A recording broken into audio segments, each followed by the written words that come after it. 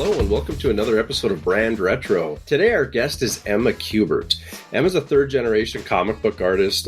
She just recently started her own comic book and launched her own self-created comic called Inkblot this past month with Image Comics. It's a really cool story, and it's really interesting how she connects branding, creativity, and just her ability to story tell together, and how she's got here. So without further ado, Emma, welcome to the podcast.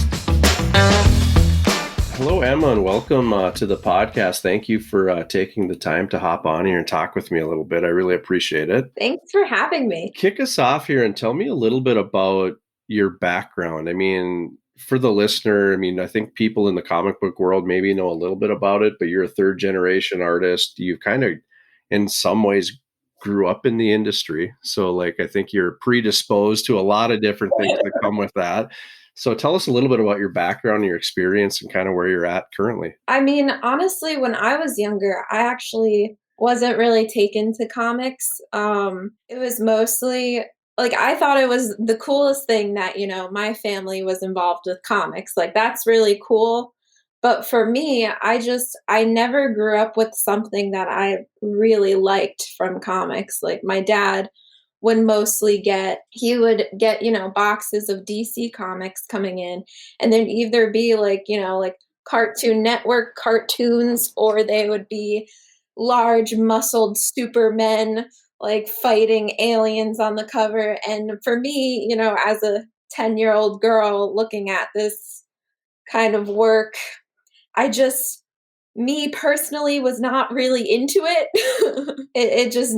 I never related to a lot of the comics that I personally was exposed to. And it was probably because, ahead of me, I had, Marvel, DC, Legacies working, doing their own stuff, doing the stuff that they like. And it wasn't really stuff that I like. So I didn't really take to comics when I was younger. What I did take to was art, drawing, and storytelling. So growing up, I actually really liked animation. So I liked a lot of animated movies. I liked a lot of book illustration, a lot of cartoons, just because I'm more related to all of that. It was a lot more inclusive with the kind of characters and the diverse cast of characters that you would see. And you always want someone to represent you, that's something that I always knew as a person who loved creating stories, was that you always wanted someone that was like you. So why not try to do a more diverse kind of cast? So when did it change, or what was it that shifted that mindset for you to want to go down that road? Well, I actually, after high school, I went to Savannah College of Art and Design for animation. And from there, I kind of realized that I didn't really like animating, but I was more into the pre-production part, which was more storyboarding, concept art, character design, all that kind of stuff, which actually really does go hand in hand with what comics are in general too. And I was kind of hitting a block while I was at SCAD, so I really wanted to branch out, see something else. I did an internship at DC Comics. It was just in the manufacturing department, but it was really interesting because you see the comics finished and you're, putting the finishing touches on it before you send it off, which was really cool to learn. But when I was learning that type of job, they would have me correct giant omnibuses of, Harley Quinn, Green Lantern, all that kind of stuff. And my boss gave me a giant omnibus of Harley Quinn to correct as you go. And he was like, you can probably read it too. And I'm like, okay. So I started to read it. And this was kind of the first time. And this was when Harley Quinn was getting a lot more popular too. Yep. And that was Harley Quinn, Deadpool for Marvel. And it was kind of the alternative type of superhero that was emerging at that point. And so when I was reading Harley Quinn, I was like, okay, this is a funny female protagonist. She's weird. She's not like really a hero, but she's not totally a villain. And I just thought that was such an interesting type of concept and an interesting type of character. And I was like, this is the kind of superhero stuff that I would want to read, is like a like female protagonist, strong, independent, getting into shenanigans, being funny, being weird. And that was really just kind of the eye-opening part for me, was that, okay, so comics, like, they tell other stories. Okay. And Yeah. it was just that moment where I was just kind of like, it was clarity filling, where I was just like, okay, comics are just stories. They're not superheroes. They're not like anything else. That, like, a creator can really make whatever they want to make. So that's when I kind of decided a year later to go to the Kubert school, because I realized that comics were, like, the process of working on them were more for me. Yeah. Just being able to have that kind of creative control, and being able to create your own stuff, as well as do like your take on a superhero, was really something that spoke to me. That's when I really started to dive into comics, was more when I was like 19 or 20 years old. And I'm 25 now. Yeah. It's only been 5 years that I've really been into comics. But when I was little, I mean, of course, I would read like Calvin and Hobbes and Cartoon Network comics. And sometimes there would be like a manga book somewhere, Yeah. like just random stuff that I would see that I would like, but it didn't really capture me until later on, you Yeah. know? What I liked about what you described there, you kind of told this story about, in some ways, how eventually, whether it was a Harley Quinn or whatever it was, that the story just resonated with you, and that's what drew you in. And that's one of the things I work with my clients on, and I Mhm. struggle with teaching them and helping them understand, or having them open their mind up, that they are storytellers. So when they build their brand and they talk about whatever it is that their company does that's unique and special, and they can be funny and they can be different, and you Yeah. don't have to follow everybody else, because on the other end of that process, there's a person just like you that's going to Mhm. go, finally something for me, or finally something that makes that light bulb flicker. And Mhm. that's kind of the genius of it. So as a storyteller and as a creator, what do you think that secret sauce is? How do you capture that, bottle it up, and make sure that it goes into your work when it goes out the door? Well, I mean, for me, I think it really does come from, like, what kind of story I wanna tell and what matters to me, As I said before, representation matters. I mean, I see myself in Batgirl all the time, and that's great, but there's so many other people out there in the world that want representation for themselves that they didn't get, especially in the comic industry. And now that we have like all of these social movements happening, we have change that's actually happening. We can include a whole other audience into comics just by creating more stories that are geared towards relating to everyone, not just, a certain section or a certain type of person. And that's what I personally really like. I like the fact that you can really just do anything, um, with it. Yeah, and I think one of the points that I work with my clients on that should be mentioned is that you don't always have to do it in opposition of or in protest of. You can do it in just a different way that attracts a different kind of Yeah. customer, a different kind of person, whatever it is. Because I feel like, in the marketing world, a lot of times they feel like, well, if I don't do what everybody else is doing, I'm going to be out Mhm. here flapping in the wind, or I almost have to disprove their version of it to make my own legitimate. It's Mhm. like, No, you don't have to. You can just be different and then attract a different kind of customer and a different kind of person or a reader or a brand lover, whatever it is. And there's room for everybody. Well, I also think, like, in the fact that if you like it, someone else is bound to like it because, like, I was thinking about that with Inkblot. I mean, going into doing Inkblot, Image picked up our story, and me and Rusty were really excited about it, but this was really, like, kind of our big break. This was our way into the comic industry to really, place ourselves in there because this is really the start of our careers. And I was I was thinking, I was just like, are people going to like this story?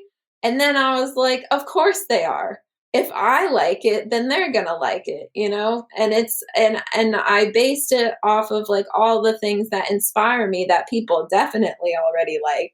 So Yeah. it's just kind of like there's always something out there for someone else. You just have to tell it your own way, and then the other people will follow.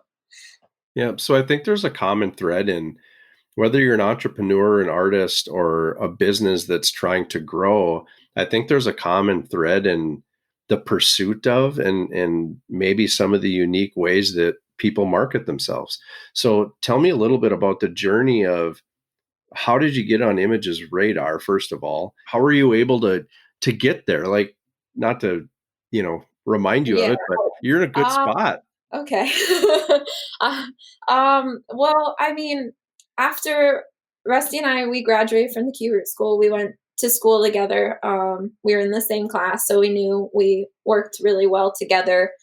Um, and after school, we graduated, we moved out to California. And it was a couple of rough years, like you're constantly sending out, your portfolio, you're sending out your artwork, you're sending out your ideas, and most of the time you never hear back. And it just kind of feels like you're talking into a void as you're just going and trying to make something happen. And there was just a final moment where I just started just throwing my portfolio out into like the email universe. I was just go, be free, share with anyone who will look at it Yeah. because I was really at that point where I was like, is this going to work? Like, am I going to be able to do this? Because it really felt like I wasn't. I felt like nothing is happening. And then finally, someone answered. And I was like, I was more excited that someone answered rather than just someone from Image answered.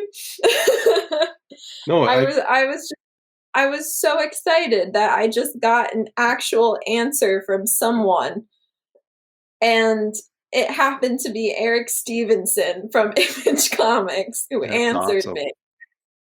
And he asked if, it was just my portfolio, so it was just art samples. And Image usually, they'll take artists and they'll match them with writers, but most of the time I think they take a team. So, and like creator owned, so you have your own story. So he asked, would you want to work with someone else or would you want to, pitch your own story? And I said both because I have both. Yeah. And then he was just like, we'll talk, in a week or so about something, about like any ideas you have or whatever. And I was like, okay, I gotta put together an idea. And so Rusty and I, we were thinking of the ideas that we have because I'm always creating. It doesn't stop. It's a weird tick that happens that I can't stop drawing. I can't stop thinking about like creative things. It doesn't stop because I love it. I don't know. That's how I work. And and so we were thinking about the stuff that we already created and we were mishmashing things together, and that's what ended up being Inkblot, was that we took ideas that I had from what I created in school. Rusty added like a bit of his insight into it, and then we just kind of melded it together into this weird fantastical idea, and it was Inkblot, and he liked it, so he took it. And I mean, that was really, it was awesome, but also terrifying because I was like, are people even going to buy this Yeah. type of thing?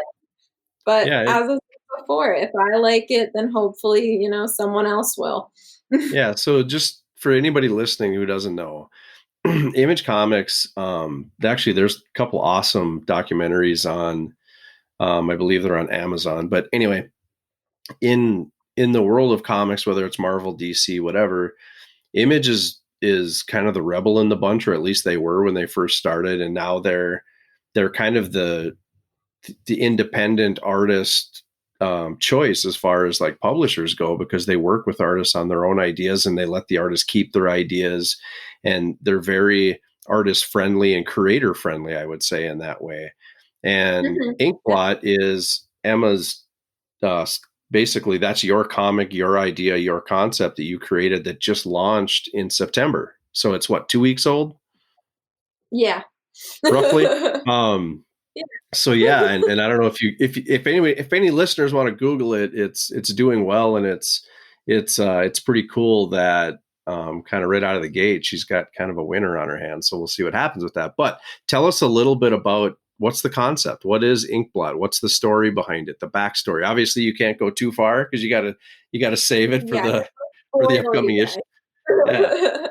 But Inkblot is about a magical black cat that can do anything, go anywhere, um, within our world, which is 7 different realms. The story is told kind of Game of Thrones like. So it's like each issue will have different characters and it's kind of a different adventure. Um, but it's all tied together with the narrator, who's her name is The Seeker, and she is the second oldest sibling of the 10 sorcerers who conquered these lands, but she's the one who stays in her library and writes down all the magical history when this black cat was created or showed up or something and just causes mischief. And it's the only thing that she just doesn't know about in this whole universe. So it's like her adventure trying to go catch this cat, see what it's all about, while unraveling a whole giant mystery with all of these different characters, places, and creatures. And that's That's basically awesome. And the cat, I'm assuming, is going to be the common thread throughout these different introduction of characters, future issues, yeah. whatnot. Yes, it's the common thread is the cat and the narrator. So you'll always have that kind of background voice throughout the issues. Um, but you'll see. It's fun. It's fun. I would say it's very much like if you're a fan of Lord of the Rings, Harry Potter, maybe Sabrina the Teenage Witch, maybe Game of Thrones. There's a book series called The Wheel of Time that Rusty really got a lot of inspiration from. And a lot of things like that is that's really what it's like, and that's kind of why I wasn't so nervous about people liking it, just because it is such a mishmash of all of the fantasy things that I like in one, story. Um, but that's what I would recommend, is that it's for people who love a good fantasy story, and this is it.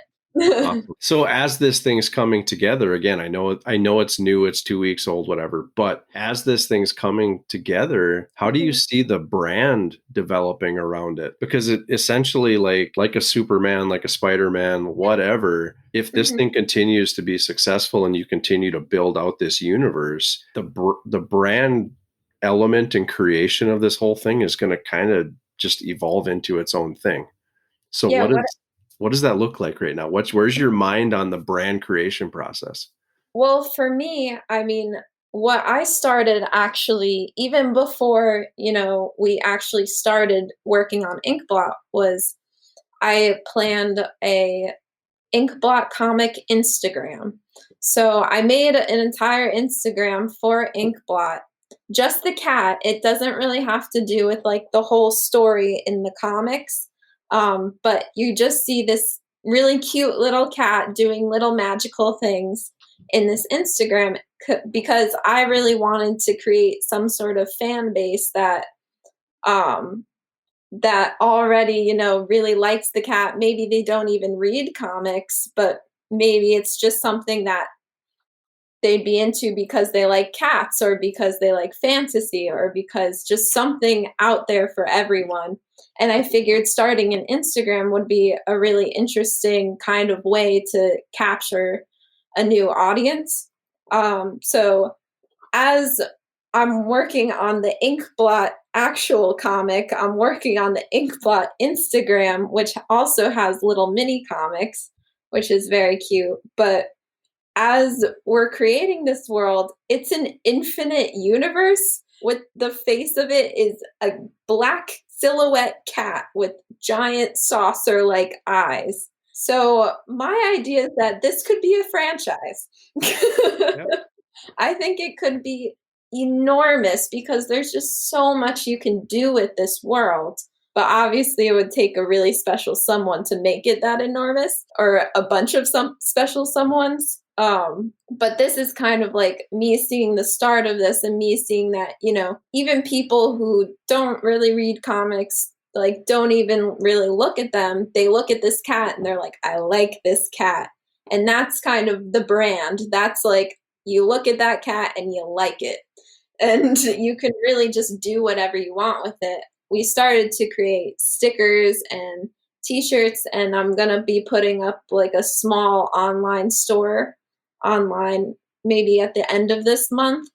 But it's hopefully just going to grow from there. Hopefully, maybe it'll grow bigger and someone else will take it over to make it even bigger because I can really see, you know, not only like can I see the potential, but with the story that we have in mind, which is so epic and so big, there's just so much to play with, like marketing wise. There's just so many elements that you can use to really promote Inkblot and to really like show that this is a cute cat and you want to buy Yeah. it. Well, what's cool about that, and I mean, you actually steered right into where I would hope this would go. This was unscripted. This is organic, I promise. But um, you talked about the idea of you just creating this universe for your brand. Now, I think most people would say, well, yeah, it's easy to do when you're doing what she's doing, or you're doing a comic book, or you're doing a book, or whatever it is. And it's like, yeah, I think it lends itself easier to that. But what I do, like with clients, and you're actually part of me doing it for my own brand, is I want to create this universe for my brand that some of it might just be internal fun things. Some of it might be things that I put out there on an Instagram page, or maybe it's just to expand, I don't know, the creativity and the offerings that we offer as a company. I mean, it could be anything, but I'm a big Mhm. believer in expanding that universe. So like, um, I haven't shared anything on it yet, but like, for the listeners out there, Em and I are actually working on creating a series of comic book covers that are kind of the journey of where we came from, in the start of the business up until where we're at today. And I don't really know what I'm doing with them. I know I'll share them on social media and I'll probably do something cool with them. But beyond that, it's almost like this process, this creative process of creating validation for your brand and the universe around it, right? It's kind of like you're concepting it, so you're making concept art for your own world, Yeah. That's how I feel when I create like inkblot art that doesn't even go into the comic. I'm just making it for Instagram, right? Yep. That's how I feel, is that I'm not just doing it for Instagram, I'm also doing it for myself, and I'm doing it just to expand this Inkblot universe that could just be so big and so crazy. You'll get a kick out of this. I mean, obviously, we're a little on the creative side, so I think it's easy for us to go there, right? Yeah. I have a client who's in the financial space, pretty dry industry, not the most creative industry, but the client is really open to stuff. He likes seeing stuff like that. So Mhm. when we did our weekly call last week, I showed him the comic covers that we're working on. And I just Mhm. said, "Hey, look at this." And I was just kind of geeking out over the fact that we're doing it and kind of telling him about it. And he's like, "Well, how do I get one? Like, how do I like?" And not only does he like want one of the Cyberdogs ones, but he's like, "How do I do this for my brand?" So his mascot is an owl, and Mhm. we just went on about a 10-minute thing about like, yeah, like what if we create a universe for this owl, and the owl was able to tell some of the dry financial stories that you have to Yeah. tell as part of the business. And is it going to hit, is it going to hit on all cylinders for everybody? Probably not.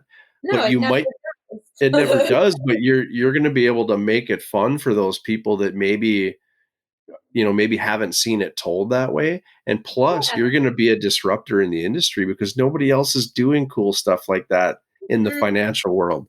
So Yeah. lots of possibilities. And I just thought it was interesting that because he's on the other side. Like, I mean, like I said, I think it's easy for the creative people to go, yeah, that makes sense. But he's on the polar end of the Yeah. conversation in a very dry industry. And even for him, he's like, yeah, why wouldn't I do this? I'm like, see, now isn't that fun? Like, we're gonna build this universe for him that's in an industry that is never gonna see this coming. Mhm.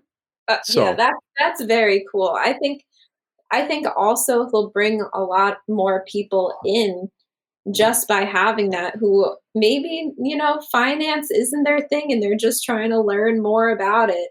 And then you have a fun way of doing it. I recently so I watch a lot of documentaries sometimes, but I think about it and I'm just like, I should have probably learned this stuff in high school. I just didn't really care enough until it showed me in a fun way, you know? yep. And that's exactly what I'm like, that's exactly what that sounds like. It's just like show me in a good way, like show me in a fun way. That's all people need is like entertain me with information. Yeah. Well, it's just you just find that way to connect, and that's one of the things that the whole point of this podcast is to find a unique way to connect, because I think we Mhm. get in the rut and we get in the trenches of doing what everybody else is doing, thinking that that's the right way to do it. But the mistake is you're stepping right into the white noise, and doing what Yeah. everybody else is doing doesn't make you stand out at all. I would say you have to be aware of what other people are doing, but, like, forge your own path, you Totally know? agree. Use Like, you use that have as a springboard, right?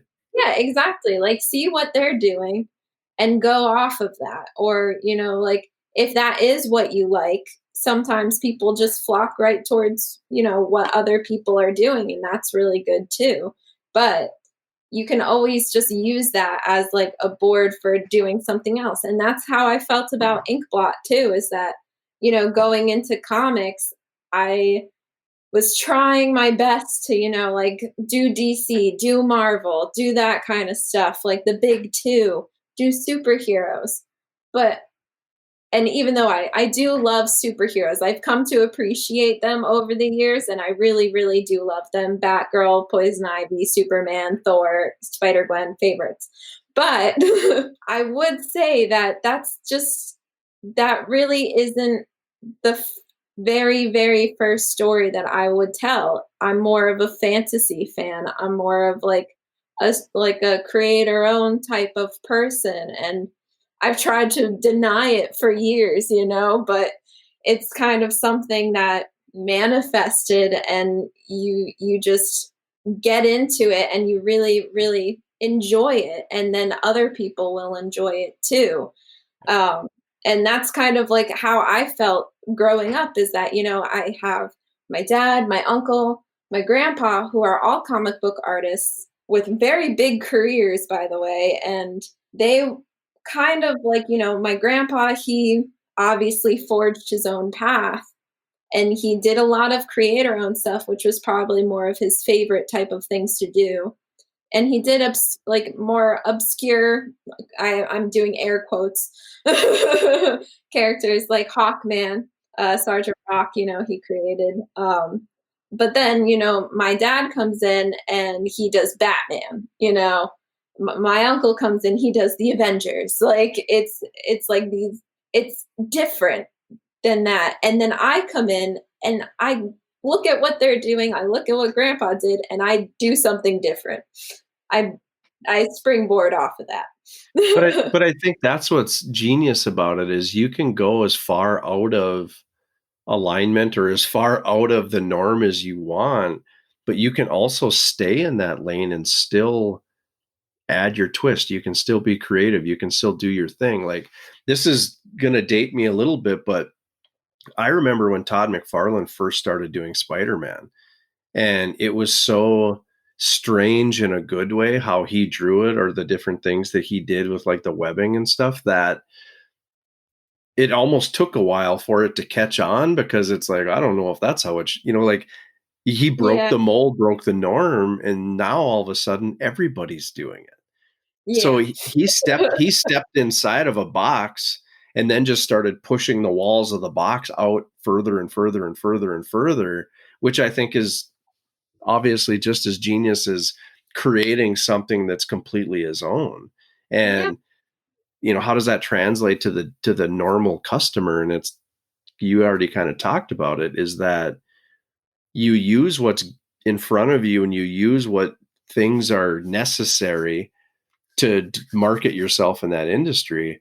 But then how do you take a handful of those items and do it different, to do it unique, to find yeah, a new audience, whatever it is? Like, that's the beauty, and kind of, in my opinion, the definition of creativity, that a lot of people have it. They just don't realize they have it because they've not found that thing yet.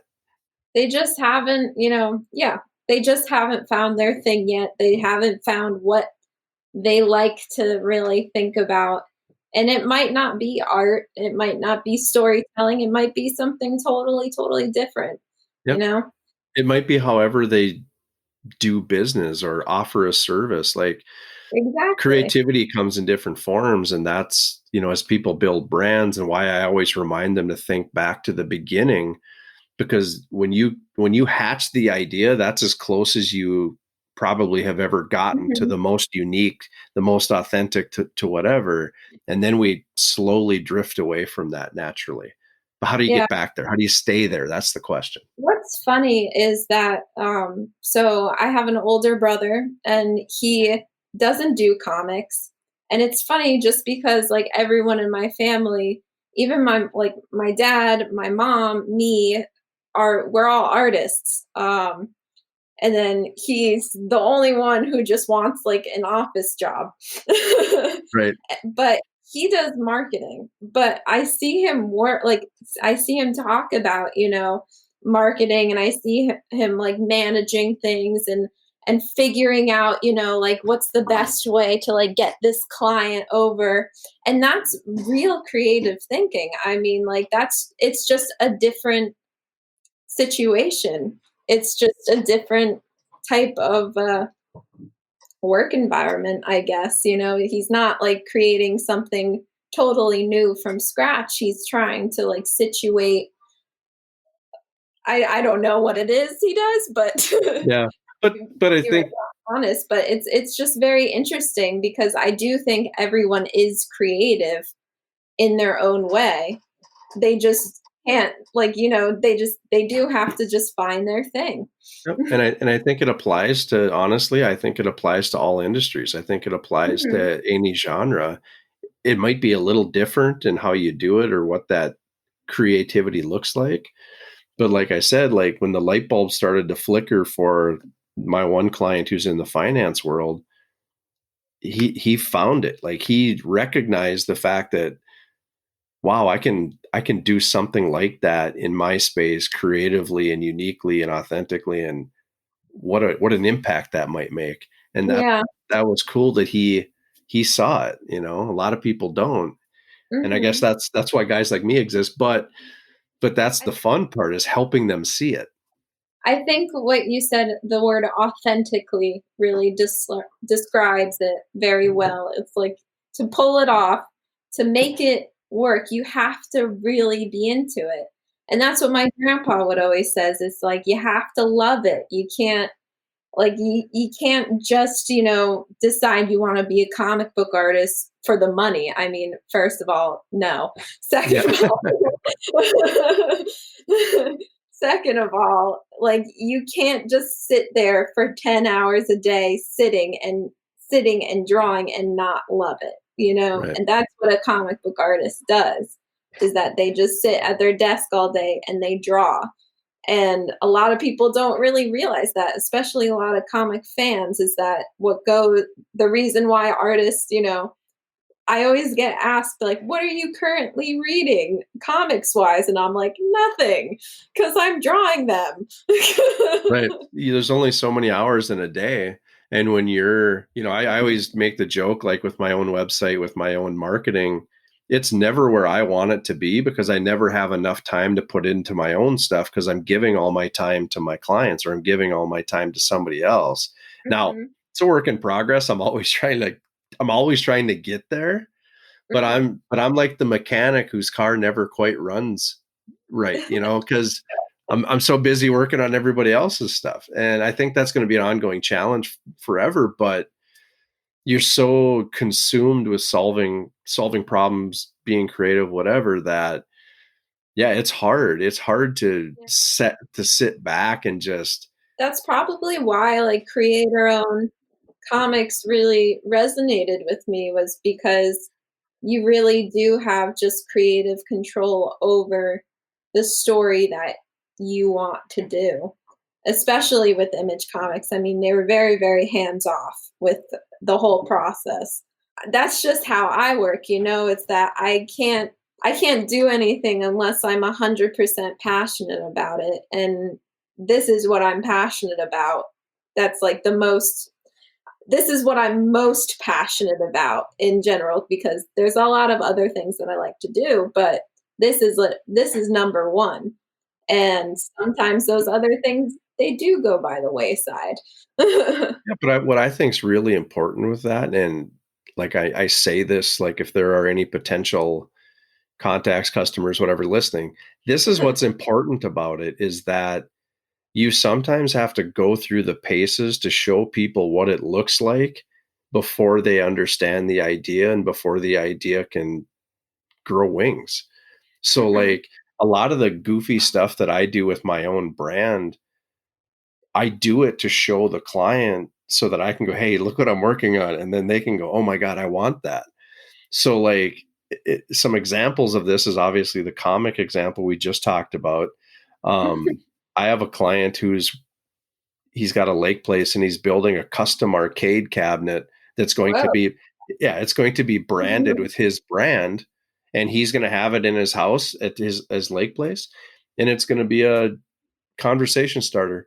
People are going to come in his house and be like, what is that? And all of a sudden he's going to be able to talk about his business in a fun way, but yet have something cool with his brand. Yeah, He's like creating his brand universe. So like it's this idea of, an idea is just an idea, but when you start to exercise it and flush it out, now you can show it to people and decide what to do with it, if it's going to mhm, work. So, exactly. so that's what's cool. Before we wrap here, I just want to mention that we've talked a little bit about Good for Nothing on previous podcasts. I did it with Dan Jurgens, and I need to record one with Chris Capana coming up as well. But we're gonna explore that with you as well, Mhm. and hopefully here in the next, God, I'd like to say 30, 60 days, we'll get started on yours and start flushing that out. Can you tell Mhm. me a little bit about, kind of what about that kind of made you answer that initial message I sent you? And what about that is unique for you? Because I'm still figuring out what Good for Nothing is all about. I mean, Uh-huh. I can very simply describe it as I want to do good things for people that know I don't want anything. I just want to do good things. Which is really interesting because a lot of people think, like that in the long run, if you agree to it earlier, there may be strings attached later.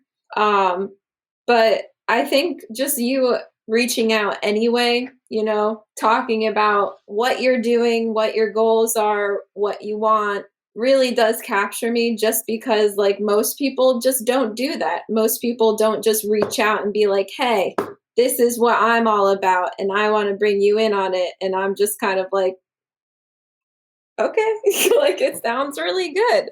Um, but I think it's more just like just being upfront, being honest. Because for me, business is so much about being honest. You have to be very blunt about your direction and about your goals and what you want to do. And that's something that I really liked is that when we connected on LinkedIn and you sent like a message to me saying, you're talking about the Good for Nothing campaign. You were talking about, starting like a whole different type of thing with your brand. Um, that was just something that really caught me because it just showed up and it was a lot. And I was like, okay, this guy's being very upfront, very honest. Like, obviously, you have to, if you don't know someone, you want to get to know them. But that really is just the initial, like, I like it when people just tell me how it is upfront, just go for it, tell me what their goals are, what they want to do. That's the part that really captured me, I would say, is that just the sheer bluntness of it all. Just I'm just going to put this out in the universe because that's what I did. That's what I always do is that I just need to put it out in the universe and see if someone responds to it. And I'm just going to do it again until it works, you know? I'm a believer in like you got to get on the field if anything's going to happen. As a sports analogy, if you just stand on the sidelines, you're never going to know, and you can just hypothesize on what could have been for days, but until you lace up and just get on the field, you don't know. And it's interesting for me to hear that perspective from you because I can tell you that I probably put upwards of maybe 10 seconds worth of thought into that email I sent to you because I do that stuff. I don't have a strategy or an agenda behind it. Like the idea hits me and all of a sudden I'm like, I got to get this out of my head because I just want to put it out there. But that's So what I'm saying, it's authentic, you yeah, just wanna do it, and you're excited about it, and you wanna put it out there, so I'm just gonna tell you what I wanna do. but And what's that's kind of like the person can just say yes or no and go for it. yeah. Go ahead, sorry. And no, I was just going to say what I'm learning about kind of that process is it seems somewhat second nature to me to just do that. But what I'm learning about the process, which you kind of just mentioned, and even when I did my podcast with Dan, he mentioned it. He's like, there's so many things coming at you from all angles where there's strings attached that it's hard to know which ones are opportunities and which ones are not because you just don't know what the angle is. Yeah. So for there to be no angle makes it kind of cool, but not everybody, you know, opens their door to that yet because No, they're of waiting course for the not. catch. Right. They're like exactly what Dan said is that you are waiting for a catch because that's not how a lot of people do it. They're like a lot of people don't just put out like, "Hey, I'm doing a campaign and I want to do stuff for you with no compensation." Like that's not something that happens often, but when, you do put it out there, you will get the people like, me who will respond and be like, this is pretty cool. I like that you just told me up front about it. And just, we can just talk about it and it'll be nice. And when we started talking about it, I mean, we did a Zoom call, to actually meet kind of face to face, screen to screen. And it just went from there. I mean, like, I usually can tell, if I want to work with someone, most people have like a gut feeling and, I'm the person a lot of creatives I feel like are. you just have a gut feeling about it and you just go for it. Just for anybody listening who doesn't know what this is, Good for Nothing is a campaign that I'm kind of crafting within the CyberDogs brand, where kind of wanting to do work and help somebody get started or at least move their business forward at no charge. Like, we're just coming and picking these people out and saying, hey, I see what you're doing. I like what you're doing. Is there any way we can help? No strings attached. And where I'm at in the process is I'm trying to formalize it to some degree, because obviously this isn't very sustainable for my business, but it is filling our cup from a culture standpoint. And that's why we want to do it. But we're also wanting to do it to support the arts. So whether you're a fine artist, an illustrator, or whatever it is, that's kind of where we want to steer it, because I think artists aren't always wired with that right brain, left brain perspective. Yeah, So many artists aren't technical, and how do I help them bridge that gap? And right now, it went from Dan Jurgens to Chris Kapana to now Emma Kubert, and we're in this kind of comic bubble at the moment. But I don't know that we're going to stay there forever either. To me, it just needs to be in the arts, because I think that's where I want to put those efforts and where I want to help. Okay. Yeah. So we'll see what happens with it, but it's evolving, and Emma's on deck, and we're going to work on her stuff here next, and kind of excited to get that rolling and help her grow her brand. Yeah. So I think that's everything I needed from you, and I appreciate you being on the podcast. Your answers were awesome. I really appreciate the way you kind of told the background story, and obviously good luck with Inkblot. I can't wait to get my hands on a copy and read it. So thanks for having me. Very fun. Okay. I want to say thanks again to Emma for being on the podcast. It's interesting to pull these people in from different industries and hear different perspectives, how it connects, and how in many ways, we come at it a little differently, but it's all very similar. We're all telling the same stories. So I appreciate the time and her willingness to share her insight and kind of her perspective on some of this stuff. Please look me up on social media. I'm on Instagram, Twitter, Facebook, and then also check us out at cyberdogsmarketing.com.